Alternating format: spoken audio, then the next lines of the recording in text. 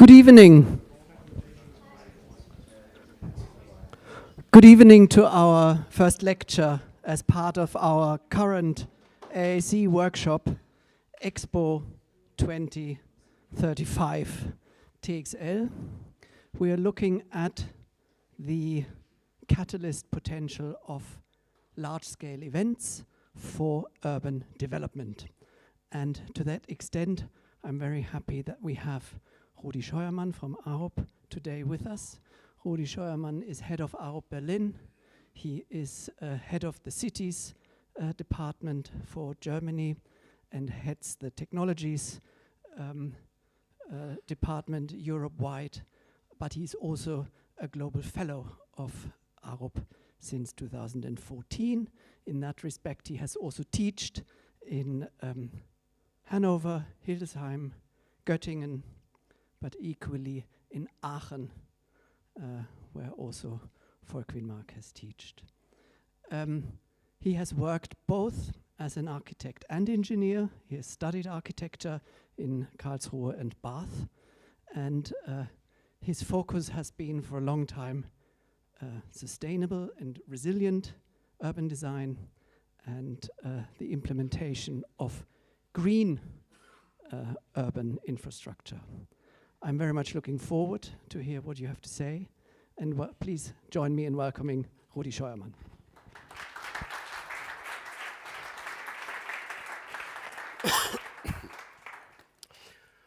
Thank you very much. It's a big honor and a pleasure for me to be here to talk to you today.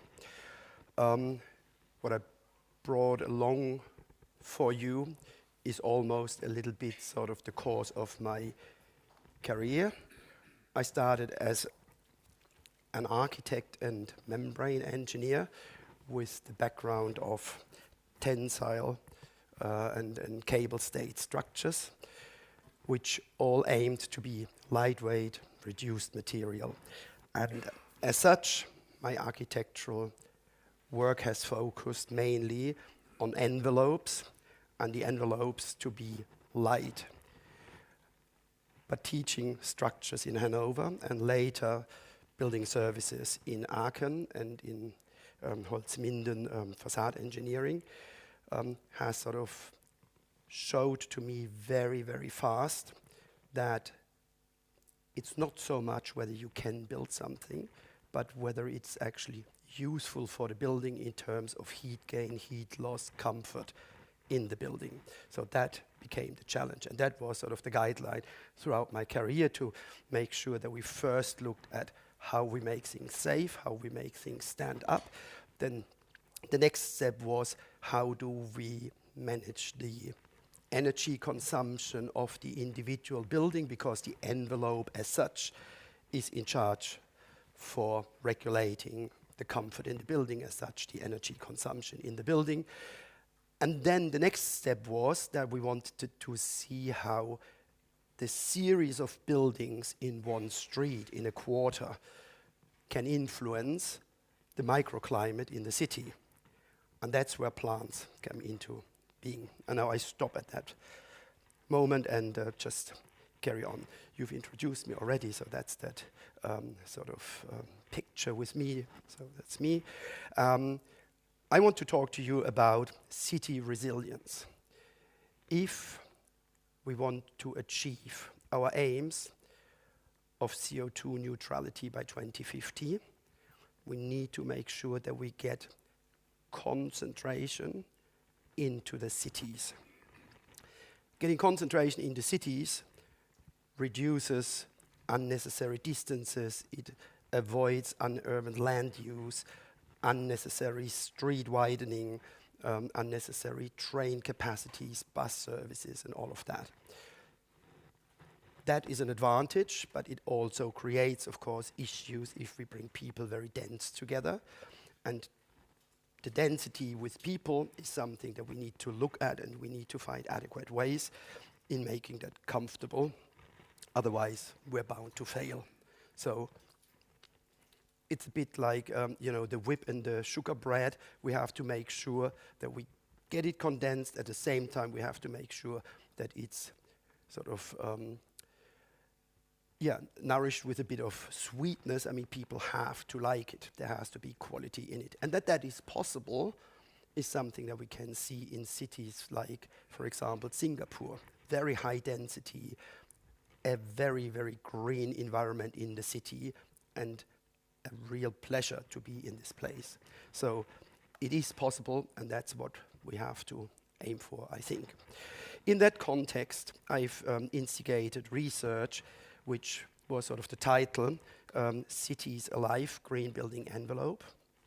And on that basis, I've been invited to do a presentation for the German Architectural Museum, an exhibition highlighting in which direction something like that could go, and that exhibition has traveled now through 10 European cities already. And we originally wanted to make a catalogue of the exhibition, which turned out to be a kind of handbook of how we should deal, or how we can deal with greening the city. And I brought you a copy, which I would like to leave for you, so that maybe later you can have a flick through that, look at some ideas. And I don't know if you have a library or something like that where you can keep the book. We all need green in various sizes. I'm sure everybody in the room has at some point bought a bunch of flowers and had put them in a vase in a room. I'm sure the one or the other person has had a flower pot. Some of you might have been looking after their balcony by putting some plants on. Some might have had a garden. Some of you might have been actually helping in cities. There are volunteer groups to look after parks, playgrounds, and so on. We all need green in different sizes in cities. With that idea, I went to the city of Berlin about 10 years ago, and I said, look, greening the city, that's the issue. We have issues in the city, and if we want to resolve them, plants are a good way of dealing with it. Not the only way, and certainly not resolving everything, but a very big part of it, and very immediate. Very, very immediate. I will come to that in a second.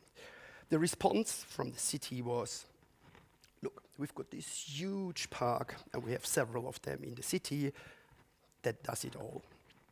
And I said, well, you're right, it does it, but 300 meters above the city. But in the street canyon, where people live, where people move about, it looks like that. There is no green. And no green means the sun during the day hits the thermal mass. The thermal mass absorbs the sun and reflects it at night. So the city doesn't cool off at night, and we have a heat island effect in the city during the day. At the same time, you see the people moving directly along the street side where all the traffic is, where we have all the fine dust, and people breathing that fine dust. At the same time, we have all the noise from the cars, from the traffic, the hectic, and that causes stress for people. And stress is number one for blood pressure, heart diseases, and so on. It's a very, very big cost for any nation. And if only part of that cost would be invested in greener facades, in greener inner city areas, we would have a lot of stress relief, a lot of cleaner air, a lot of less noise level. And on top of that, we would also have a buffer for strong rain events. So the three main problems that I'm trying to tackle with what I'm telling you today is that we have in cities with more than 1 million about 12 degrees too hot inner city temperatures. So if you have a natural temperature level of, say, 25 degrees, you have in the city center 37. And that is enormous, because if you take that temperature difference in a natural distance, that would be a distance of maybe 700-800 kilometers. We, in Berlin, maybe having, 25 degrees natural temperature would maybe be in Naples 37. But having that on such a short distance with a diameter of 30 kilometers, Berlin is one of the bigger cities. That means we have from the city center to the edge about 15 to maybe 20 kilometers. If you have such a temperature difference at such a short distance, that means that you have major rain events which are caused by the temperature difference. What happens is that you have very, very much hot air. The hot air absorbs the humidity. The humidity is being driven towards the warmest point, towards the city center. There the heat causes the air to rise. The air cools off and rain falls out. So the rain always comes in very strong rain events above the city center, by and large above the city center. That's exactly where we are not so good to deal with it. So we need to do something about them. Then I brought you a comparison. Some of you might recognize that's Manhattan. And that's a normal photo. And that's a thermal camera photo. So if you compare wherever, Central Park here, this rectangle at the top, wherever it's greener, it's cooler. It's a very, very direct translation. More plants, cooler temperatures. Because plants can't store the temperature. Plants deal with evaporation. And evaporation absorbs the temperature, and the lateral heat gets being dealt with by evaporation. So we don't get an upheat where we have more green. More green, however, has a lot of advantages. I mentioned it with cleaner air. I mentioned it with less noise level. I mentioned it with less stress for people. But what it does, it actually brings more social cohesion, a subject which I find very, very important, especially in times where almost all over the world we get politically extreme left and right, but we don't really get an overlap in the center anymore. So we all as architects and designers and planners are in the responsibility to create public spaces that actually attract people of all kinds together to that place. If everybody comes there, then we get people who sort of separate themselves, watch the others, You can see the lady with a scarf around the head. You can see the people who have a different ethnic look. You can see people with a different behavior. You can look at different age groups. And you might get to talk to one each other. And you might find out that there is more in common than there is separating between the cultures. And that's the idea that we need to create places which bring people together to actually practice social cohesion, to practice social tolerance. And that's our obligation to work as best as we can to make public space attractable so that people come together. We all have seen during the pandemic that when people weren't allowed to go out of the house or didn't want to go out of the house, that the aggression in the social media went up enormously. And the minute that was resolved, that people could come out of the house and there was more public mingling again, that sort of that aggression reduced. So that's something that I feel we should have in the focus. But there is also better recreation. There is a higher productivity. If people have less stress, if people don't get ill as much, then we don't actually have that many costs in the firms, and the productivity goes up. A higher productivity means we have better turnouts and therefore a more stable economy.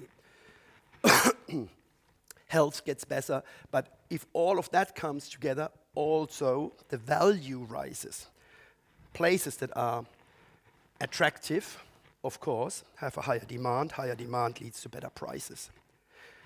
So overall, I feel that we should consider to have a lot more green in the cities because the benefits are enormous. Strong rain events happen more and more. When it first started that people talked about strong rain events, I felt like another buzzword and so on. But then we have actually seen it. And I've experienced it because I'm traveling quite a bit. I've actually experienced it in Manhattan. I've experienced it, but also in Berlin. But I've also experienced it in the south of Italy, where within minutes, streets got flooded, and half an hour later, it was all gone.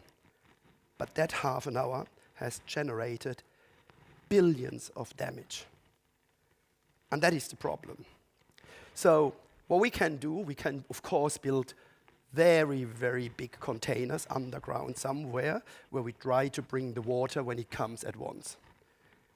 But is that very sustainable if we start building underground construction with lots of concrete and stuff? I think we should actually aim to put more green roofs everywhere in the inner city area. Actually, I think it should be the rule. Every building has to have a green roof. With the substrate, we can store enormous amounts of water. It's like a sponge. And then it drains slowly over the next few days. And that's something that our infrastructure can deal with. It cannot deal with overload of rain in 20 minutes' time. Just won't work. And then, of course, after having been stored on the roofs and maybe even on the green facades, it can be drained into these open water sources and the open canals. And with that, it can be transported away. But of course, we can also store water to use it for irrigation. And then I'm often being told facade greening is way too expensive. It just won't work out. And that's not true. First of all, the argument that it's too much water that is being used is ridiculous. Even in places like Dubai, where we have very arid environments for facade greening, we've got enough wastewater in the building generated by people occupying the building through toilets, showers, dishwashers, wash machines, all of that, that if we actually retreat the used water, we've got enough water to use for irrigation.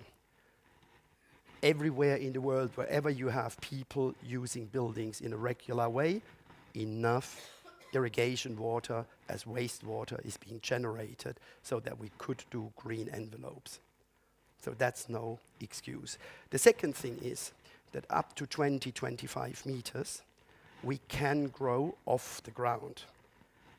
Wall-mounted systems sometimes are the solution, and sometimes they're really nice. But I'm not here to decorate buildings. I leave that to others. The reason why I want green envelopes is because it's an infrastructural element of the city.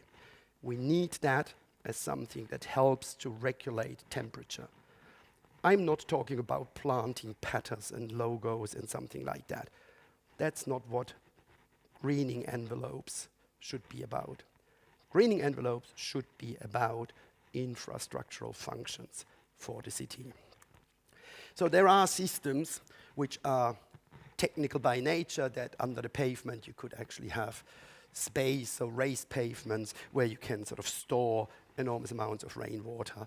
You can put facade greening systems. You can put the tray system, which is probably the next best solution to ground-bound planting on a facade. And then, of course, there are a lot of underground car parks and so on, where we have just ordinary green roofs over them, which can be fully used. The roofs can be also very, very useful for inner city food production. Even though I have been very critical for a long time about inner city food production. I think there is also a social function. There are so many children in our cities who only know strawberries or apples or carrots from the supermarket.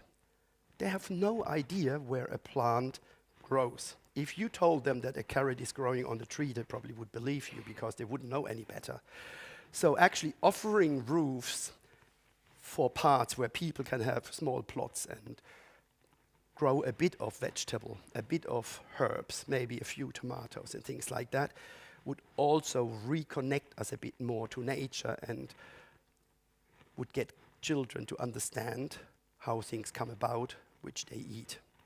I think that would be a very educational quality of making use of the roofs.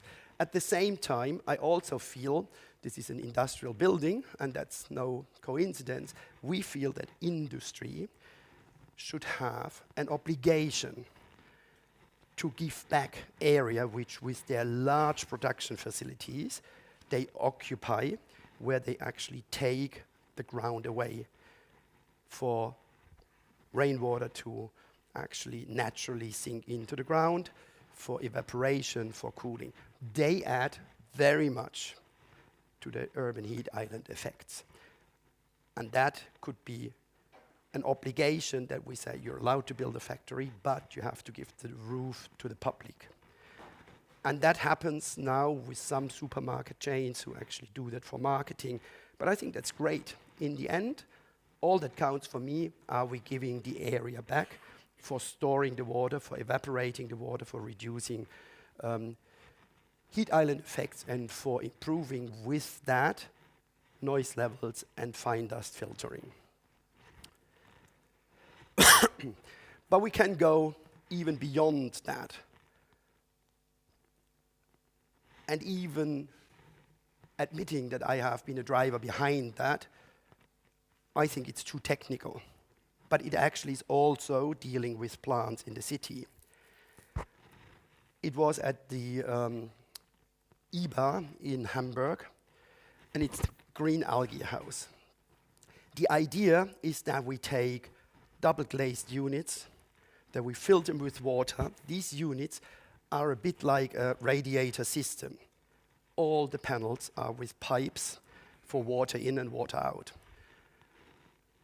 And then all the water is being inked with algae, with green algae. And the sun shines on the panel. And green algae produces photosynthesis the minute it gets sunlight, but it also needs CO2. So we bubble in CO2. Let me just show you. So this is the system. You know, we have the green algae panels.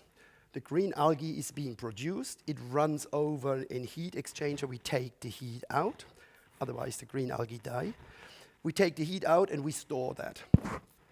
That probably could be dealt with bigger buildings, with larger buildings, like schools, commercial or communal pools or things like that, much, much better than having to do geothermal drills to store it. But we take out the green algae, we ferment the green algae, and we produce biogas. And that biogas means I store sun energy from the summer to use the gas whenever I need it throughout the year. And what we do, we use that gas, furnace it for the house, for example, to take hot water above the level which needs, which is required to make sure that there are no legionella in the water and so on. And the CO2 we produce is the CO2 which we need to feed the algae to bubble that in. And on the roof we've got photovoltaic, which actually delivers the energy for running the pumps. And as such, we have an energy plus house which produces more energy than it actually consumes. So it is possible. In that case, a showcase, I have to admit, with enormous amounts of money and enormous amounts of technology for too small a building. But you have to start somewhere to demonstrate that things work. And this is the test panel. actually we have had to put in liners, the CO2 bubbles against the glass panel to clean the glass panel from the inside, because dying algae settles on the glass.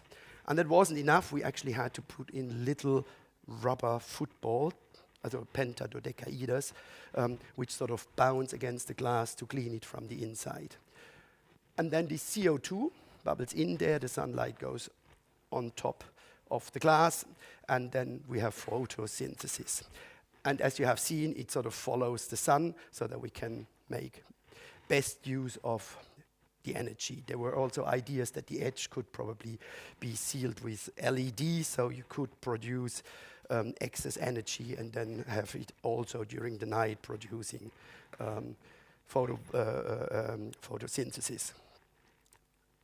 A lot of playful thoughts around the technology, but my interest was the technology to show that it can be done. Having shown that it can be done, not terribly effective yet, we found out that if you malnourish the algae, they actually produce hydrogen.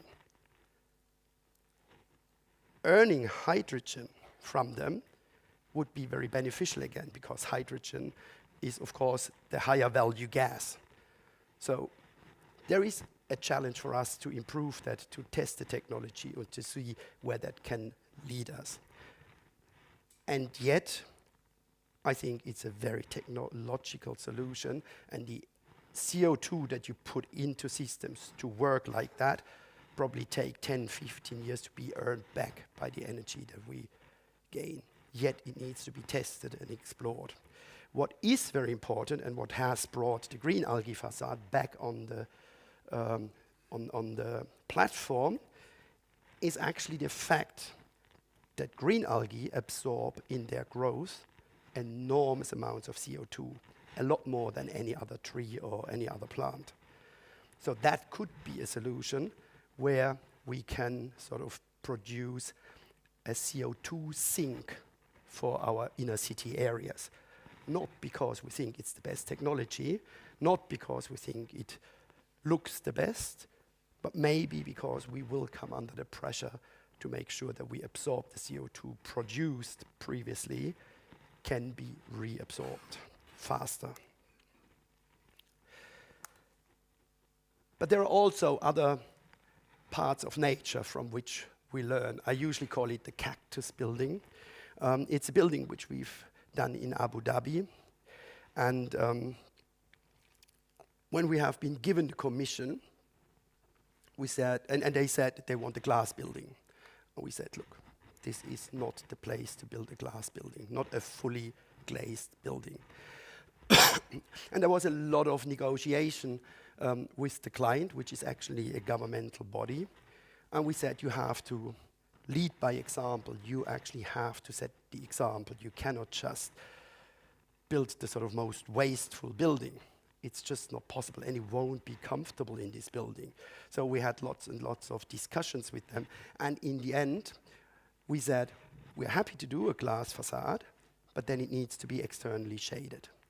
And then there was a discussion about shade, and then you can't look out, and that's not good. And then we sort of developed this idea of these elements. And what you can see is that this is a mesh. And the idea is that when the mesh closes completely, doesn't leave any light gaps, then your eyes adapt to the area as if you look through sunglasses to the outside. If there are gaps where it doesn't close properly, your eye focuses on the high light level of the open gaps. So it actually has to work comparatively precise. And it does do that, but you see, if gaps like that happen, then on the inside your eye looks at the brightest spot, and then the whole mesh looks like a closed wall. Only if the mesh is completely closed, then you can look straight through the mesh as through sunglasses. And we felt that that is a good way of dealing with it, and it's sort of opening the umbrellas when the sun comes up, and the minute the sun sort of goes away from that area, the umbrellas close again. So they get their glass building, but whenever it's sun exposed, we prevent the heat to go straight through the glass facade. So I call that sort of my biomimicry example, where we kind of look at how nature does it, and the cactus blossom in a way does exactly that. Coming to public spaces again, most of you might have heard of the High Line in New York. In New York, the High Line is an old infrastructure rail line which had no use anymore. And then the idea developed that this line could be a walk through the city above the traffic, undisturbed from traffic, and that walk could actually become a green linear park. And that park has been developed to have plants which don't need much maintenance, so that the maintenance cost could be reduced next to nothing. And that's one of these typical landmarks, which I mean when I say a place which attracts all sorts of people of all sorts of background, of all sorts of ethnics, of all sorts of ages. It works. And it's actually quite tight. And people start to arrange themselves, they get in contact, they start talking, and they all have very good mood in this green environment because they go there to relax. That's, for me, a place where social tolerance is actually being exercised and practiced. And those places are not enough in cities. When I think about doing the Expo 35, I think expos should be places where people find the place to relax, to sit down, have a break, and actually practice social tolerance, because in a place like that, we bring extremely different cultures together in a very condensed space. And we need to take care of that space, that it can actually handle that. So your challenge to actually look into that. But what is very important if we bring people very dense together is that we also look at shared mobility. We need to make sure that it's very, very easy to take public transport, to get out of the train, to get an e-bike, or to get a scooter, or maybe even walk if you want. It needs to be very easy because people are lazy. And you just don't do it if it's too complicated. If you have to fiddle with different apps and different tariffs and different tickets, and it's just too laborious. It actually, in an ideal world, it all would be free, and you just take it and you just drop it. That doesn't always work because people then sort of ignore that these things have value. So sometimes having a price against it makes sense. But we need to look at these things and evaluate them really well, because they help us to keep cars out of the city. The more we keep cars out of the city, the better we can get public on the street, and we can get a good and healthy street life. And the more we manage to do that, the healthier society will be. And of course, we also need mobility node points. That is, if I'm taking the train from Berlin to Hamburg, and I arrive in Hamburg, and I want to come to your place here, I need to have easy ways of doing that. And I think the cities are quite good, but if you have a 20-minute tact for the buses, it's not quite so comfortable. A 5-minute tact is sort of tolerable. Most people can happily live with that, but when it gets beyond 5 minutes, people get impatient, and then they might sort of tend to take rather a car if they can. So we need to look at that and need to push that. Another way of actually freeing very dense inner city areas from some traffic for public transport are cable cars. And we have seen that more and more in South and Latin America, and it's now pushing more and more also to Europe. We see first cities in Europe testing it, introducing it. We're doing a project in Munich where that is a connection from a high-rise building which isn't connected to public transport. Public transport says the high-rise building in itself isn't enough attraction point to build an extension of an underground line. So the investors actually have decided that they would be happy to do a cable car to the next underground station. Also because that becomes a feature for the building, of course, but it was also a much cheaper way of connecting the high-rise building, which otherwise wouldn't work. So if we create new places, then we have to think about that. And where we have rivers, like here in Hamburg, and you are doing that, you know, it is very sensible to actually use the waterways as well to make sure we get as much traffic as possible off the streets. And if we manage to do that, we, of course, then can free street space for more bike lanes. This is an example in Berlin which didn't work out. I'm just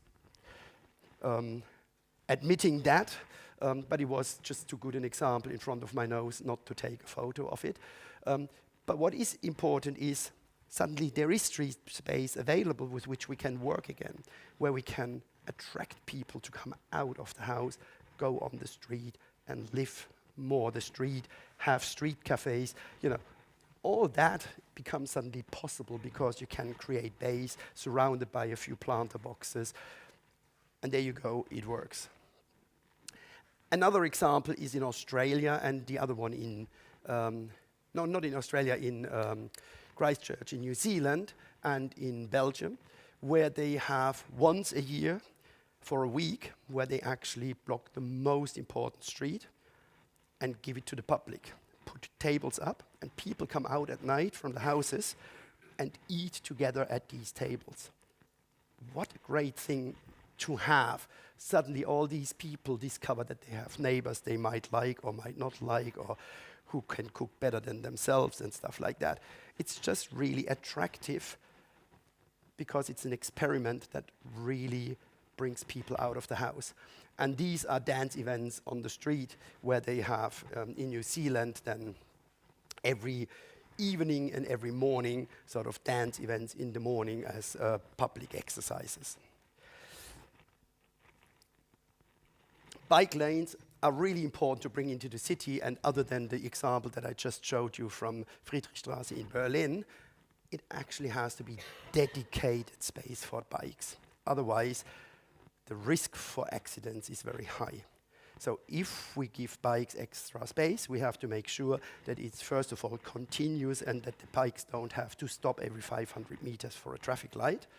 It needs to be really continuous, otherwise people don't use it. And it has to be space which is clearly regulated, almost like a motorway, to make sure that, you know, everybody can sort of go at their own speed, and that it becomes a good abbreviation of their travel time to work. And where we have height differences in cities, we need to look also after those who might not be young and agile, but in a changing age structure in the population, we have to make sure that we look after those who will not be so easy on their feet anymore, but also for the people who are handicapped, but also for young families with prams or trolleys for shopping and stuff like that. We need to make sure that we make it easy. Only if it's easy, it will work.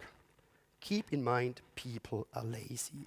Always think of yourself, when would you do it by foot and when would you much rather take the car? I have to do that all the time. I have to look in the mirror and have to admit, I'm just lazy now. I could just walk over there. And you know, it has to be attractive. And if it's attractive and if I see things on the way, if I can do things on the way, I might do it and not step in the car and drive there. So what is very important is that we do, for urban developments, proper traffic concepts, mobility concepts, that we work out how can we reduce the amount of cars, how can we increase the amount of public transport, the use of bike, but also make sure that it's attractive to go by foot. We also have in our Cities Alive research series a publication which is called Towards Walking the City, where we look at options, how we can actually manipulate people to go by foot more than they would usually do. What are the steps on the way of a procession to go to work, which would actually encourage me to walk rather than take a car? So that is an important thing, that we look at that and that we carefully plan out options so that it becomes easy for people to do. The other thing is sustainable energy design. We have to make sure that we collect every little bit of sustainable energy that we can. The times where we want to do big energy plants for half a country should be over. We should locally produce the energy that we need, as much as possible sustainable, and use it. And then we can bring step by step the energy consumption on the basis of fossil fuels down by actually introducing local bits and pieces of energy consumption that feed into a system. We've done a project for Heidelberg, for the Neunheimer Feld, which is a big hospital area. And we have shown how we can actually put lots and lots of small places where we have a low X grid into which we feed with lots of thermal heat collectors on the roofs, hot water collectors, so to say, where we feed bits of photovoltaics into an electricity grid, where we have the small waste-to-energy plant where things are being furnaced and then the energy being used to produce the energy for the hospital that they need. They need enormous amounts of hot water, enormous amounts of heating in hospitals and stuff like that. So we were trying to show how that can be dealt with and how that can be done without actually having a major plant somewhere which burns thousands and thousands of liters of oil or gas. That is the case today. Then the sponge city idea that I've mentioned before, with the London Olympics we had this exercise to redesign the whole area around the Olympic Stadium, and that has been turned into a big landscape park, and the whole landscape park has been designed for people, but with the idea of being a flat area. And the flat area has been designed in such a way that even when flooded, there is a safe grid of pedestrian walks, so that you won't be surprised that you don't get stuck. You still can use the shortcuts through the park. And these areas, which look sort of very blossomy and so on, they can all be flooded. And once the water sort of drains back in, you need to tidy up a little bit and you need to clean up, but it actually then works really well. And that idea, we also have to bring more and more into the inner city areas. That means if we design green areas in the city, we should always consider to do a little mold. And that little mold would be able to absorb excess stormwater. When it comes, it should be able to flood this mold. The water should be able to sit in there and then slowly it drains into the ground. Then we have to clean up a little bit, but we don't have major damage. And we have a good way of feeding the stormwater back into the ground, where it then can feed the groundwater, but also be used for evaporation. And when we talk about water in the city, we should also make sure that we recycle water in the city as much as possible. We shouldn't have hundreds, thousands and millions of cubic meters of water that are just being drained into cleaning systems, which then drain it into big rivers. We should make sure that we locally reuse that water to grey water and that we use it then for irrigation of our plant systems in the cities. They need that, and at the same time it would be a much cheaper system, plus the grey water would actually help to fertilize the plants, because the remainder of the gray in the water is fertilizer. And then you can also use a lot of the water in the city, on the streets, on the paved areas, with water fog, water fountains, to evaporate water in the summer when it's hot, so that we actually get natural cooling effects as we get from the plants. And the idea behind this whole green envelope is, if we have a plot and we build a cubicle building, whatever sort of size, generally you get 5 times the area on the surface of the building that you build over. So 5 times the area means, if we get 20% of the total facade for greening, if it's the roof or any part of the facades, and we add it all together, we give the city back the green area that there was before. So 20% on the entire envelope, that's not very much. And we should be able to do that. And if we manage to do that, we actually bring down the heat island effect significantly. And significant means we have studied different typologies of urban settlements. Los Angeles, not the high-rise part, but the urban sprawl. And in the urban sprawl, it's actually only bringing an improvement of about 1%, because there's already a lot of open area around the buildings. It's not very high buildings, not very dense. Their green envelope would probably be too expensive to do. Maybe nice and stress relief, but in terms of heat island effect, it's not so effective. In a city like Berlin, we could improve the temperatures by 4 degrees, while in London, only by 3 degrees, and that is because the height to width of streets and height of buildings in London is a little bit wider.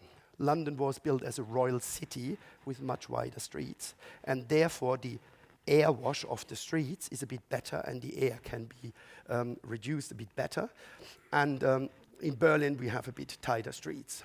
In Melbourne, we have relatively tight streets, very high buildings, and the narrower it gets, the more the effect of green building envelope helps to improve. And then we've looked at Hong Kong, and in Hong Kong we could even improve the heat island effect by 11 degrees. That means there we could almost eliminate the heat island effect if only all the buildings, every 5th building in the street, we have looked at it in the assumption that every 5th building in the street would be greened by 20% of their entire envelope. But of course, in a high-rise city like Hong Kong, 20% of the entire envelope is quite a bit. So I'm not saying it's always fully realistic, but what I'm saying is, even if we bring the temperature only down by 5 degrees, it's 5 degrees less cooling. Just imagine a city like Hong Kong, 5 degrees less cooling for all the buildings. The amount of energy we save through that is enormous. Then the next thing, and I don't think that's a big secret to you all, is if we reuse existing buildings, we save the energy to knock the building down, we save the building waste, and we save the new material to be produced for a new built house.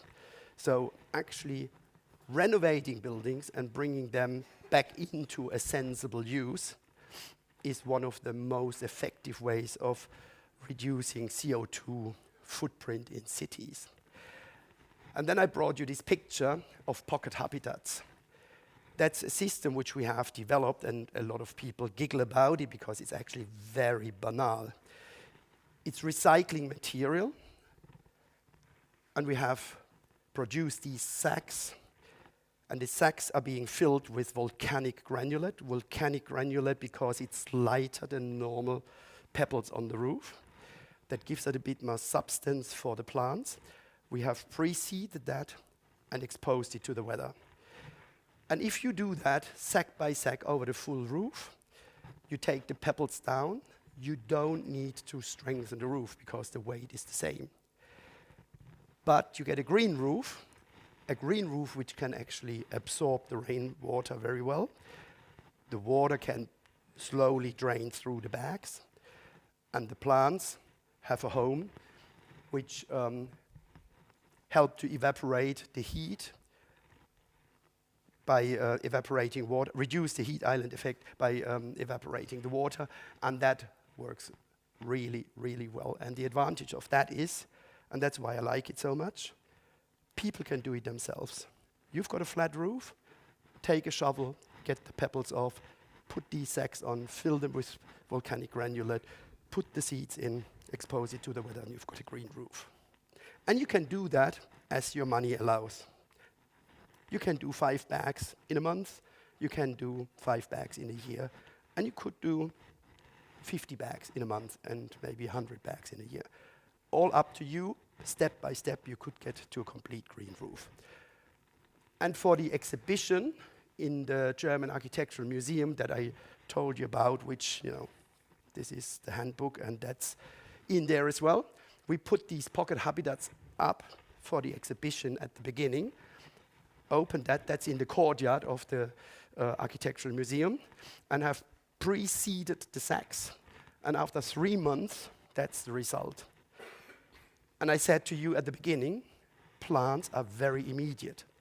And why did I say that? That's the point where I would elaborate on that. Any measures that we can think of how to reduce CO2, of how to absorb stormwater, of how to reduce fine dust, of how to reduce acoustic noise damping, and so on.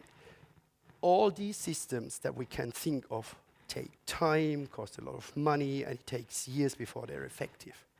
If you put up plants, the minute the plant is there, they evaporate water. The minute you put up the plants, they absorb fine dust. The minute the plants grow, they lower stress.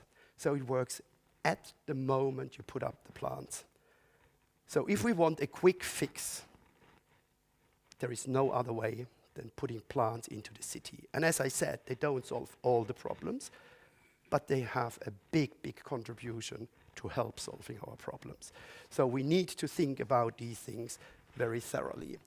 And about 15 years ago, we looked at how inner cities could be regreened by using existing buildings, bringing green over them, putting inner city food production into the city, maybe having the one or the other windmill in the city, to put photovoltaic up, to put green algae facades up.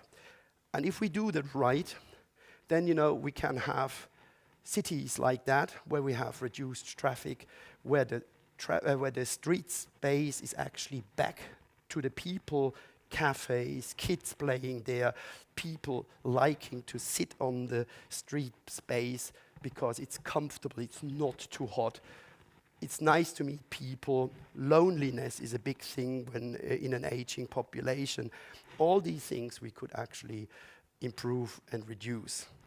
And the stress level would actually be generated by quite a nice and pleasant building, even though the plants are not there to decorate the building, but an infrastructural element. And similar to the pocket habitats on the flat roof, we looked at systems where we said similar volumes could be mounted onto these firewalls. We have these big, big firewalls which are not allowed to have any windows. We could put individual planter trays on, fill them with granulate, and you wouldn't even have to do anything, and they would get green over time. The idea is an urban cliff. You know, you all know the cliffs, the rock sides on the seaside. In summer, they all become, or in spring, they become green, and the humidity actually, with the birds and so on, precedes all these cliffs, and they become really green. And then towards the end of the summer, they get maybe brown and red. In the winter, they get a bit gray, and in spring, it starts anew. And we felt that if we did that on these firewalls, we could precede it, so the effect would be much faster. But even if an area dies by frost or too little water in the summer, we don't have to worry. The cross-semination from other areas, the birds, will actually reseed these boxes. I had an experience right after German reunification where I worked in Leipzig for a developer. And in the south of the city, there were streets where really over the course of 2-3 years, buildings were falling down because it was not clear who owned the buildings. Nobody did anything about the buildings. And these buildings, within 2-3 years, were completely green. There were plants growing out of every mortar joint in the brickwork, out of the roofs, out from the window sills, and so on. And that's where I understood green envelopes are possible. And they are not expensive. It's just that we cannot dictate which plants have to grow. We actually have to listen to nature, which plants happily grow on places. So if we open ourselves and let nature do its duty, with something like that, that wouldn't produce a pattern that some landscape architect designs, but it would produce what I call a vertical meadow. It's something which is coincidence, driven by nature, deciding whether the wind is right, whether the humidity is right, whether the heat is right, and nature sorts out which sort of plants can happily exist in that place. And at the architectural exhibition in Frankfurt, we actually have shown how these boxes could look like.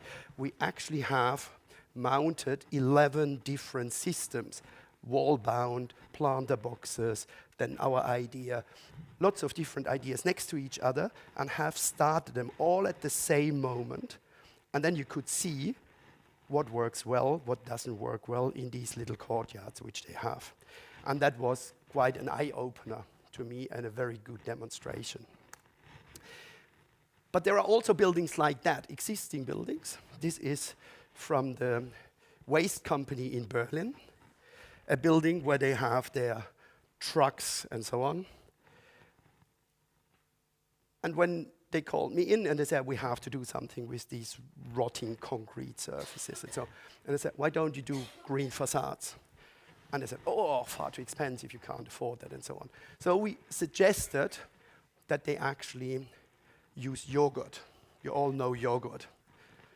Big buckets of yogurt, we shred a moss into the yogurt, and then we paint with that the rotten concrete surface. Then we protect it temporarily that it doesn't get washed off by the rain. Then the yogurt feeds the moss, and the moss uses the cracked up concrete to actually go with the roots in and hold itself. And after about 2-3 weeks, you have a completely green moss facade. And moss is really good in absorbing CO2. It's really good in keeping moisture off the rotten concrete, because the rain and so on is being kept at the surface of the moss and is dripping off. But there's some humidity going in the cracked concrete, which again helps the moss to survive the hot summer months better. And I have to admit, if you want it really green, then in the hot summer months it might be useful to spray with a water hose a little bit water on it. But you don't have to do it if you give nature control. Nature takes care of it, but you can support it, and you don't need an irrigation system. You don't need fertilizers and so on. It can be done with very simple methods. And then, of course, there's mixed-use areas which help to bring traffic down.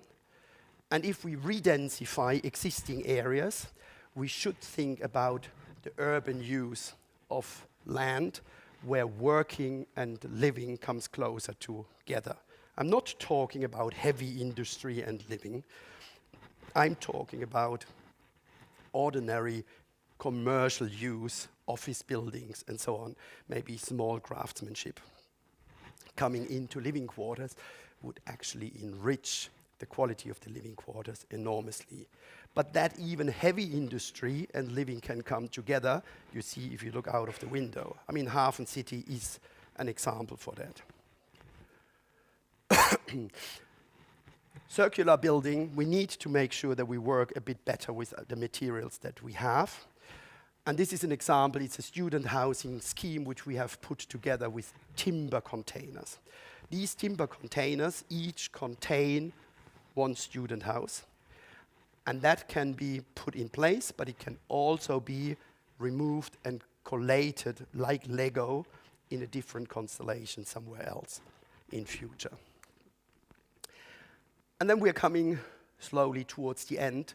Emergency structures. We all have seen pictures like that of flooding areas in the UK, but we had them in Germany too, and we had them in other parts of Europe. In such situations, it is good if we have emergency structures. And I think emergency structures should be kept in mind because it could be for homeless people in winter. It could be for summer camps for schools. It could be for emergencies when we have floods and things like that, that we have temporary accommodation for people. Maybe even for the refugees, that might be a solution. And what I'm trying to say is be flexible. Make sure that what you do can be one or the other. That we never design a building for a purpose, but we design buildings that can easily be readapted, reused, multiple purposes. That is important and that is resilient. And then I brought you an example for those who are too hesitant to bring permanently plants on buildings. Every city has construction sites. Every construction site has scaffolds. And if about 15 to 20% of the city area is under construction, that would be 15 to 20% of the area where we could get green scaffolding in the cities. And that would contribute an enormous amount of evaporation, help to reduce fine dust from the construction sites to come in onto the streets. And it would help enormously to bring down the heat island effects in cities. It's very simple. 3 layers of sack linen, glued together with paper wall glue. Paper wall glue is a natural glue made of bones. You glue it together, then you stitch it together with a natural fiber. Don't know the English name at the moment. Hanf. You put it together, and then you put it up. And at these levels, we have put in little tunnels for sweat hoses. And then you just make sure that the sack linen is humid all the time. And into the paper glue, we have put in seeds before we glued it together, and we have put it up. And within 3 months, you have a green scaffolding. And that can stand up for 2 years. And things like that wouldn't harm anybody. It would improve our environment. It would actually be a lot more sustainable than putting the newest iPhone on a scaffolding membrane, which is then being exchanged for the newest perfume 3 months later. If we do things like that, I think we have a big contribution, even though it isn't a permanent installation. But where we start building from scratch, we can do crazy things like that, and it might be discussed whether that's sensible or not, but it is an example where we have tested something which has proven to be much appreciated in the city. And it's a big landmark in Milan. And it actually shows that the living quality can be much improved. The shading in summer with lots of leaves is very useful. In winter, the leaves fall and you get the sunlight in, so the heating load can be reduced. So it is a sensible way of dealing with plants in the city, but everything has pros and cons and we need to test it. I think we're too hesitant to try out things. We need to try out things more. And we have to think about it when it doesn't work, what the next use for the building can be, and we have to try it out.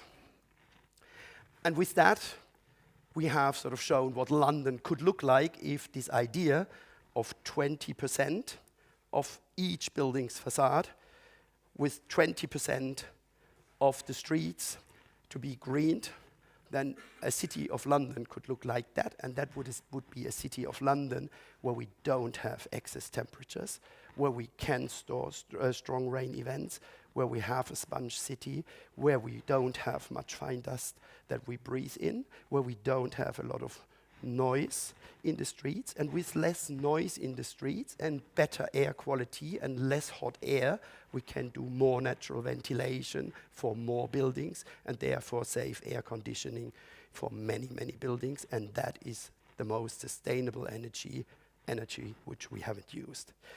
So with that, I would like to finish and would like to say resilient cities for tomorrow need new perspectives, and I want you to develop them at the example of Tegel.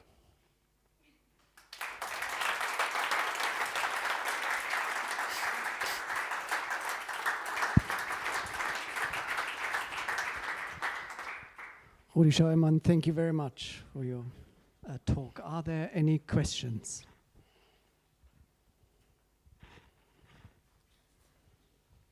There's one here. Oh, hello. I was just wondering about the. Sorry, 1 second.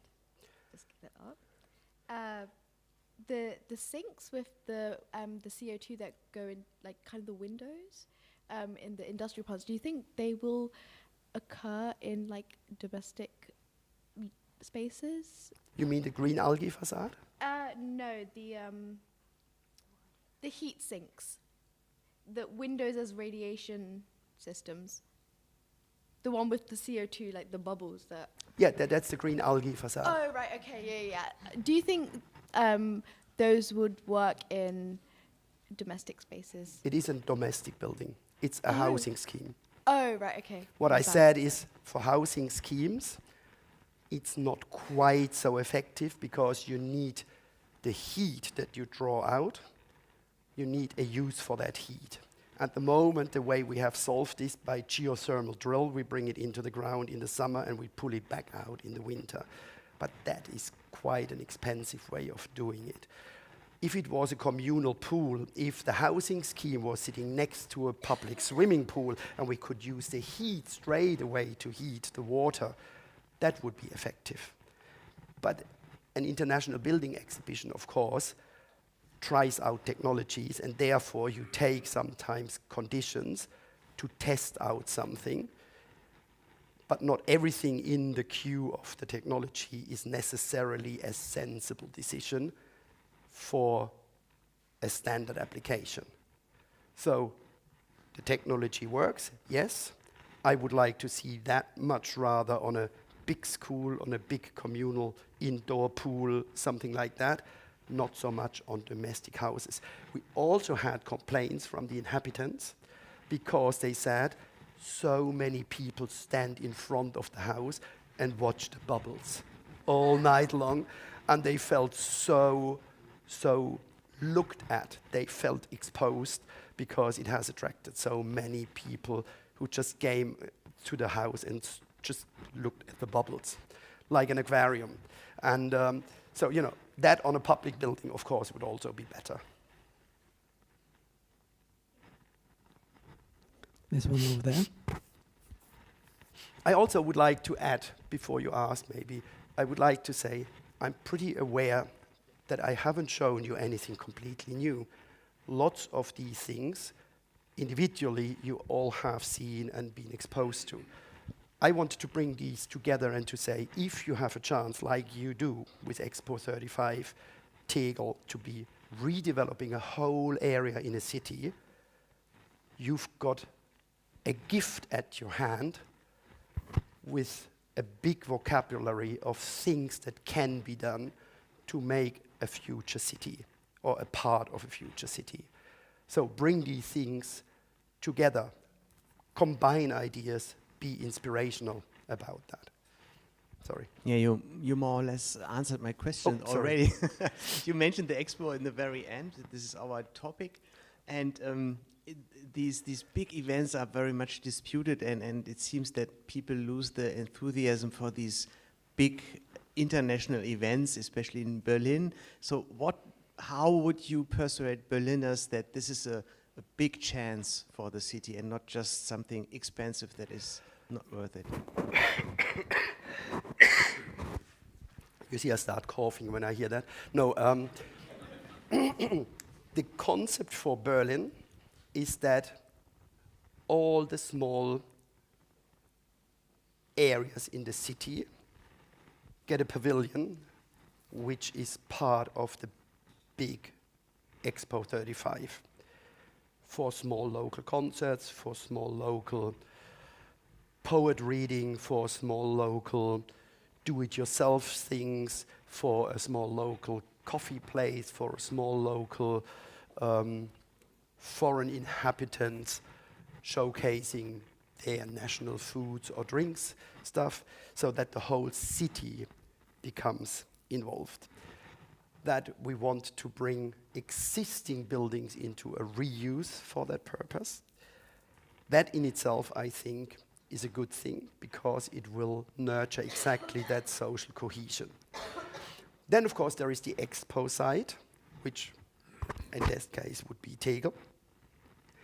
And the Expo side in itself is reusing existing structure, infrastructure, a bit like the High Line in New York, having a history behind it, a history that many people have experienced who traveled to Berlin.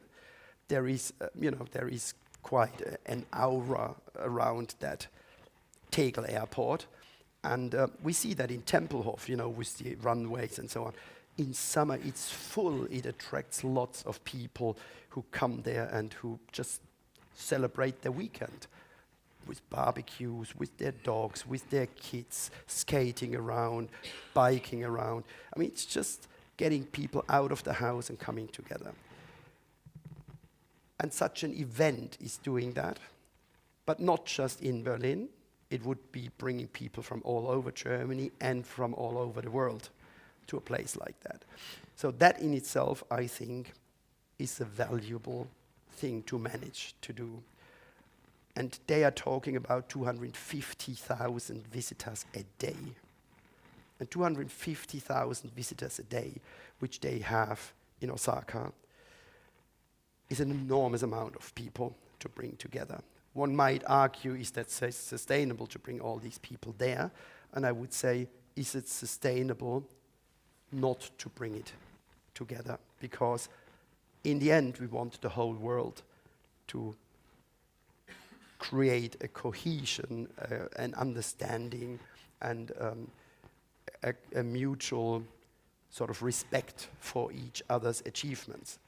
And that in itself, I would say, is sustainable. But what is also very sustainable about this place is using the existing structure and building structures which then can be turned into housing and into a new commercial area with offices and workshops and so on. If we manage to demand pavilions which follow a certain rule, and that rule is usable for then this after use, then I think we have won. What we have to do for these events, which we do since long for Olympics, we design for the use after the event and treat the event as an interim solution.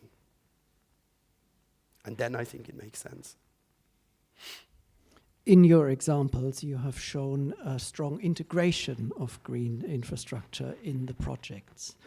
Looking at Tegel, we have seen a strong separation of green and urban tech planning, where the urban tech republic is on one side and the green spaces are on the other side. This, at this stage of the planning, seems to be extremely separated, or extremely, and also designed separately. How would you approach an urban design for Tegel that integrates the green into the projects? Sack the design team of the Urban Tech Republic and redo it. No, I think it's old-fashioned design.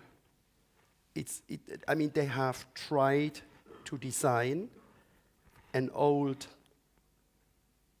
pattern that is being seen many times in Berlin on that field. And I just don't think that's the right answer. I think we need to develop ideas into the future which are more resilient, which have more potential. And we might make mistakes. But I certainly think the biggest mistake is just to copy what we did in the 60s. That's, in my view, not the right thing. That separation, I think, is wrong. There was another question here. I liked a lot the facade of the concrete with the moss on it. It's a question about my own curiosity. Do you know how long it lasts, or could this last, or does it last long? And the second question comes into my mind of the question of Nico. As I understood right, Nico, you wanted to know what is the uniqueness of Berlin to become an expo. And the response for me you give is the concept of Berlin to create the satellites. Any city could do this, maybe, like Absolutely. Paris did it for Olympia. So, yeah. But to be honest, all these ideas have been developed not for Berlin, but for cities, no matter where. I think we rarely have, at least in European context, a chance to design a complete new city area. We usually have fill-ins, filling gaps, single plots, in European context. But then we have a whole area like Tegel, which is 100 hectare or 120 hectare, to be designed within a city.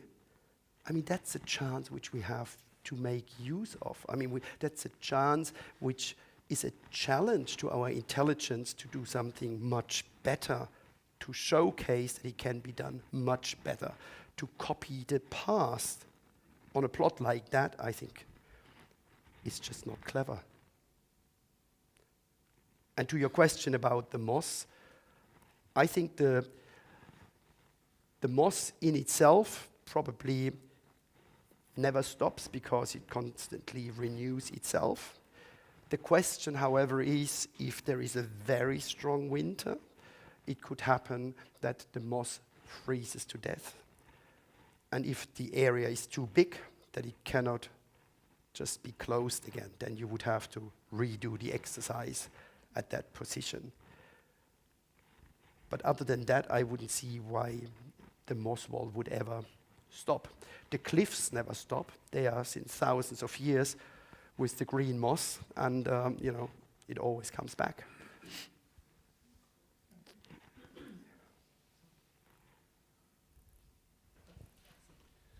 I still have to continue asking. And the concrete behind it, do you think it doesn't get harmed by it? You said the water is on the surface, and somehow I have a hard time to believe that it's not only going into the concrete.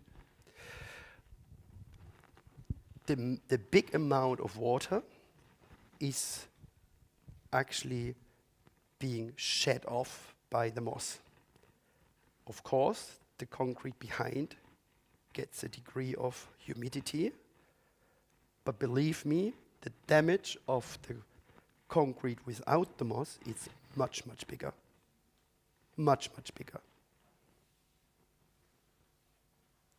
And I'm not saying that's a solution forever, but they are not doing anything about it, and that would be such a cheap solution to do something very sensible for the fine dust, for the upheating, for your eyes, for the stress lowering, for the fine dust filtering. It would be just so useful. And why should we not have that for the next 15, 20 years? If they want to redo, there isn't any harm that we've done it. It's just plants.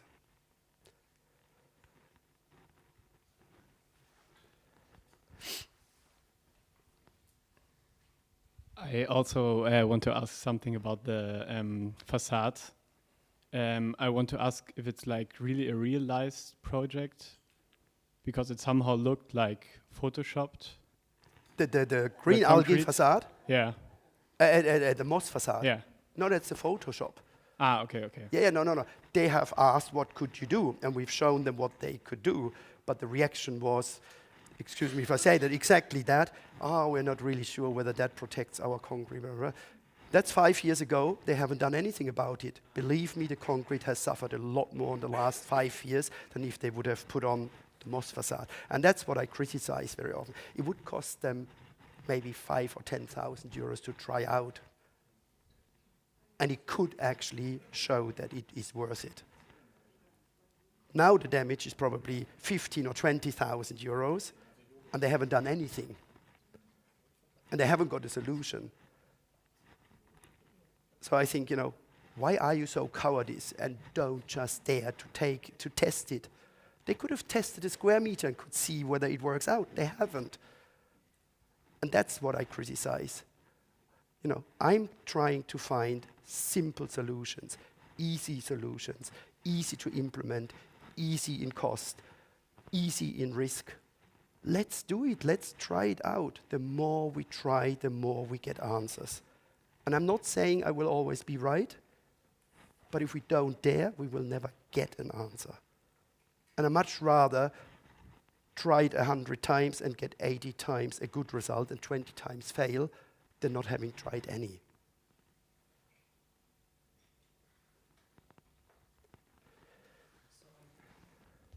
I'm following your question. So my question is there any realized projects? So it's not even tested?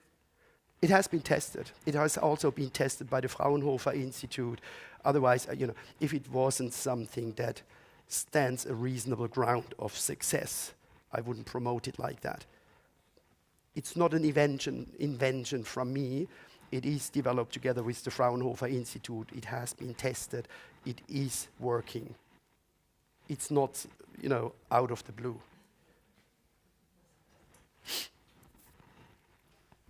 Again, about the moss, is it only concrete or are there other facade or materials like a stone? So it's really interesting. With the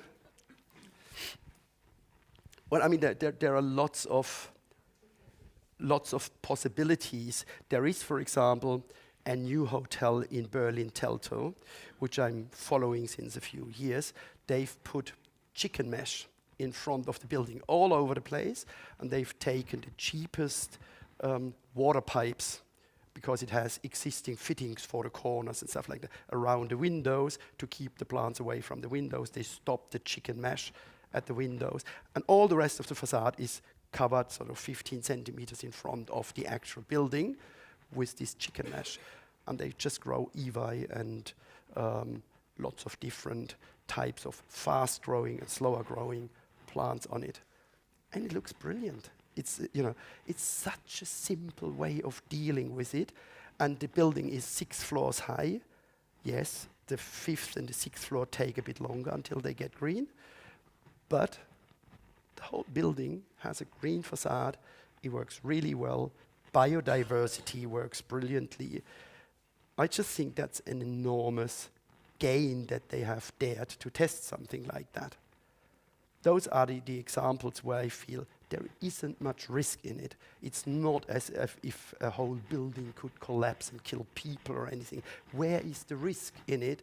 If we dare it, the risk is that maybe we sit there with a building with chicken mesh in front of it, and after 10 years we don't have sufficient green. That's the risk. Is that a real risk? Not for me.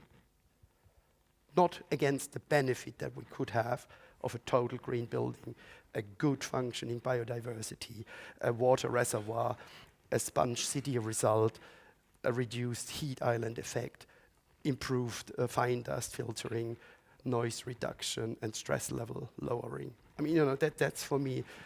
I keep saying and repeating the benefits of it, but it doesn't sink in enough because I always hear hesitation. And I just don't think we have heard or understood yet in which world we live and what risk we are exposed to if we don't change our behavior. We have to do things differently. If we keep doing the same stuff and want to get other outcome, we must be stupid. The catalogue of your work will be available at the AAC library from tomorrow on. So some of the stuff you can have a more detailed reading. It's actually German-English, so it's bilingual. Very good, even better.